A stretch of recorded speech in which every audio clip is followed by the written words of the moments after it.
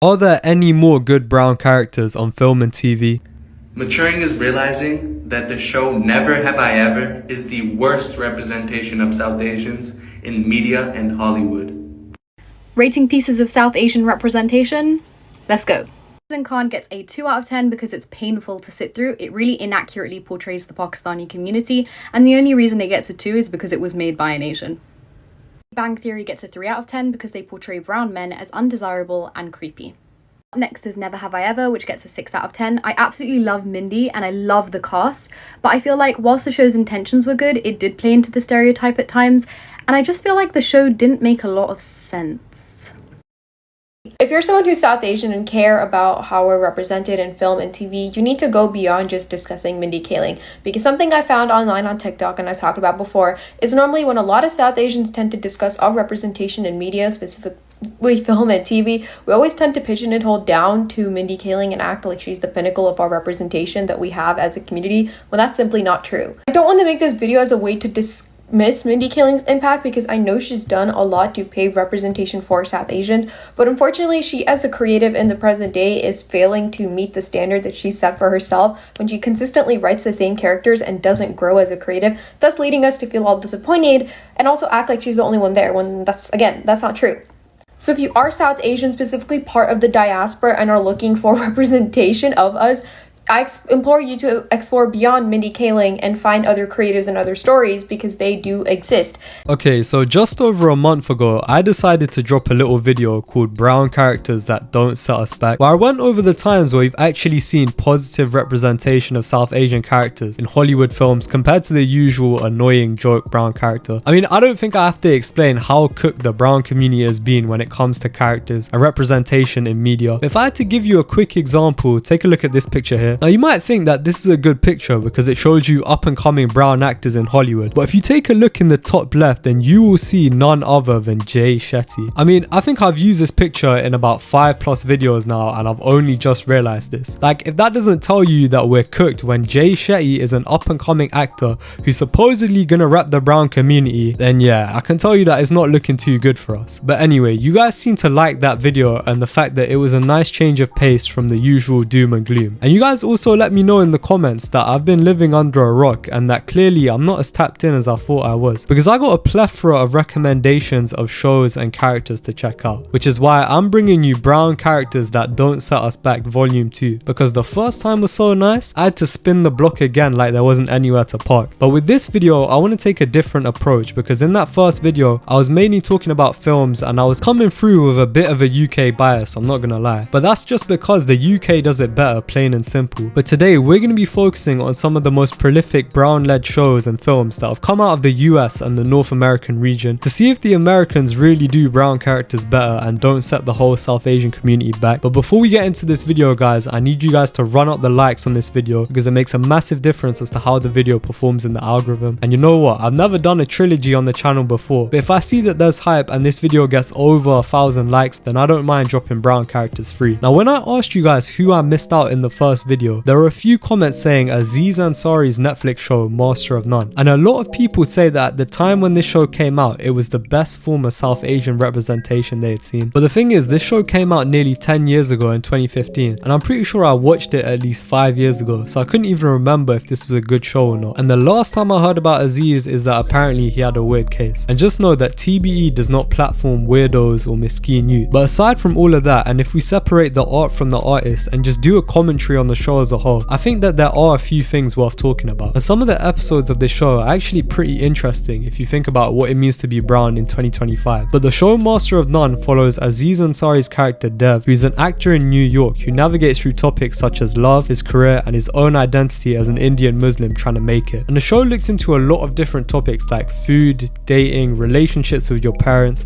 religion, and there's even an episode on Indian representation, which is actually similar to what this video is about. And I actually find find that the episodes where this show touches on those topics are some of the best. And even though this show came out in 2015, I was actually impressed with some of the themes and commentary the show gives, especially in episodes like the ones on religion and Indians in TV. And despite the fact that some of the commentary is a bit surface level, and I would have liked to have seen more elaboration on these topics, a lot of the themes in this show still hold up nearly 10 years after its release. I think my personal favourite episodes from this series are probably the Indians in TV episode, the episode on online dating, and this one episode called Thanksgiving. Now, one of the interesting discussions that this show has in one of its episodes is the idea that you can't have more than one leading Indian character in a TV show, which was a very relevant point until the Netflix show Never Have I Ever came out, which leads me on to the next character we're talking about, which is the infamous Devi. Now, let me know if you like that segue, by the way. But Devi is arguably the most known brown character in recent times, but I need to let you guys know that I didn't even know about this show's existence until years later. Like, I know the show came out in 2020, but I still had no clue about it. But obviously I'd seen the hype online and thought, let me see the show for myself. And I'm not gonna lie, after the first few episodes I thought I was tripping out, because the first few episodes were mediocre, average, new Playboy Carti album level, meaty, and I was like, no way, this is what the community's been gassing up. Like, I could have been watching Snowfall or something, but someone told me to stick with it and keep watching it, and honestly I think there are some positives to take out of it. Now, I know that the main talking point is going to be, oh, why is Davey with two white guys in the show? And I kind of already addressed this talking point in this video here, which came out over 2 months ago, and yes, I know I've been lacking with the videos, but upon 2 months reflection, my opinion remains exactly the same. It's not that deep, gang, and there's much bigger things to care about. And the show actually addresses this issue because at one point during the series, Devi does have an Indian love interest, and you have to realize that she's in a high school setting where there may not be any brown people, so what else is she supposed to like? And it's not like the brown males are represented poorly in the show either. Some of them do go on to have successful relationships. And also I have to point out that Master of None had barely any brown love interest, so I think it is interesting to see that both a male and female led show had the same problem. And I think it is part of the reason why I said in one of my recent videos that we do want to see some Western brown love in a show or film. And another point of criticism I see with this show is that this show is not representative at all of the South Asian or Desi experience. Now, with this show, obviously it focuses on a South Indian Tamil family, so the main rep would obviously be Tamil people. And if you know anything about South Asian culture, then you'll know how diverse it is and that not one shoe fits on every foot. Now, don't get me wrong, I do think the South Asian community does have shared experiences, and we are more similar than we are different. And the proof of that is just check the comments on any of my videos and you'll see multiple different surnames and ethnic groups. But having said that, I don't think you can expect one story or one show to reflect the entire diaspora experience. Now, it would be another thing if people who are actually Tamil or even South Indian said that they don't find the show relatable, but based on the research that I've done, it looks like a lot of people said that they could relate to parts of this show,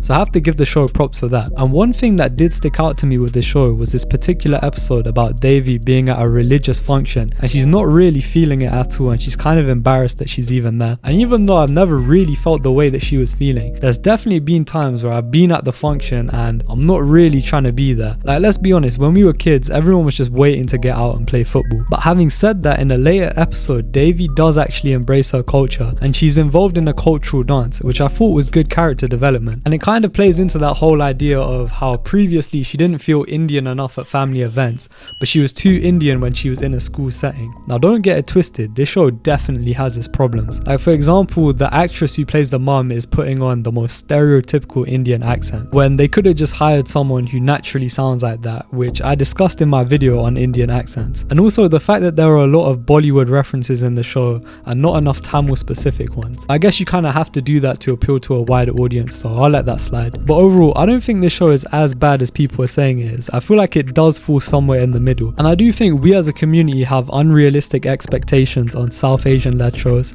and we do need them to be ultra perfect and they have to tick every single box, which is obviously never gonna happen. But for me, I'd give Never Have I Ever a slight pass because of the positives that I've mentioned, and given how popular the show is, it means that these positives get put into the limelight even more, and that can only be a good thing. But on the other hand, because of this show being so popular, it means that whenever you go onto a brown girl's comment section or you see anything online that's remotely brown, you'll see people say things like, oh, she looks like the girl from Never Have I Ever, or this reminds me of Never Have I Ever. Like, we get it, bro. This is the only thing you see in a South Asian culture. Not everything is Never Have I Ever, please. But this brings me on to the next show, which I think fits into the more underrated category, and that is Just Rain's Late Bloomer. Now, obviously, Just Rain is the legendary YouTuber who made many timeless skits from a few years ago, and he returned in 2024 with his TV show on Canadian streaming services called The Late Bloomer, and the show centers on his life as a comedian and YouTuber. And since the show's second season came out just over a month ago, a lot of you guys have been talking about it in the comments and saying that it's the most accurate portrayal you've seen of South Asians on film and TV. And recently, some of the clips from this show have been going viral on Instagram, and you guys have even been DMing them to me asking me what I think, so I thought it was only right to discuss the show here. Now, in terms of discussions around this show, I've been seeing a lot of people say that this is like the Punjabi version of Donald Glover's Atlanta. Now, I personally don't agree with this statement for a few reasons. Number one is because you don't need to compare the shows, and I feel like The Late Bloomer can coexist on its own,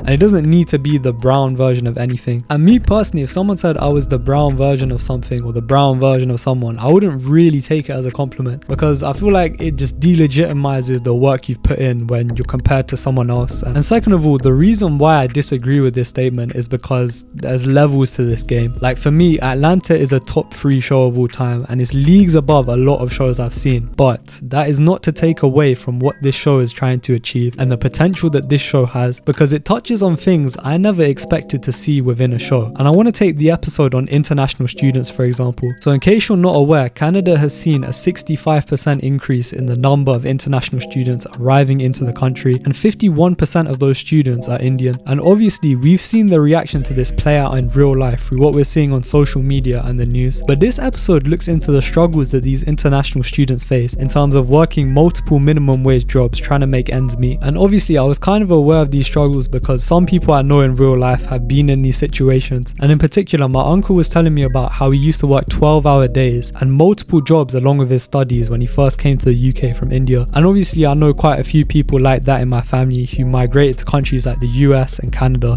and they face similar things. But obviously people who are already here are gonna have their own perceptions on people coming into their home countries. And we all know there's 2 words which you can't stop brown people from saying. The first one is the N-word, and the second one is words like freshie or fresh off the boat when you describe people coming in from South Asia. And I'm not gonna get into that whole discourse here, but I will say that the episode definitely opened my eyes in terms of the experiences of international students, which I never really considered. And one thing I was very impressed by was how up to date all the things I've seen in this show are in terms of the dialogue and the references they make. Like there was this one scene where an international student was scrolling through an Instagram Reels comment section, and if you look at the comments in that scene, then you go onto Instagram and you find a reel about Indians, then you will see that the comment section is the exact same word for word. And that's something that impresses me, because sometimes when you watch shows it feels like the writers are out of touch. Like in Top Boy, there was a scene where a guy says, "Who's man gonna done?" Like who says that in real life? Did KSI write that scene or something? And even in that new show Adolescence, which I thought was good, but the way they talked about the incel stuff could have been done in a better way. But for the most part, in The Late Bloomer, the dialogue and the references they make when discussing themes of relationships with your parents,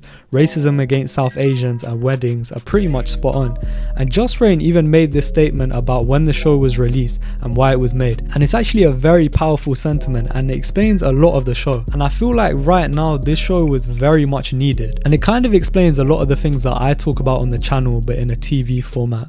So yes, I do like this show and I'd love to see a season 3. But that's what I think of these brown characters and shows, and I already know that there's going to be a lot of shows that I've missed or still need to talk about. But if you want brown characters free, then all you need to do is say the word and get this video to 1,000 likes. And also shout out to all the Patreons over on the Brown Experience Patreon page. If you guys do like the videos and the work that I'm doing and you want to show some extra support, then the link for that will be in the description below. But what do you guys think? Are the characters that I mentioned in this video positive brown representation? Are they negative?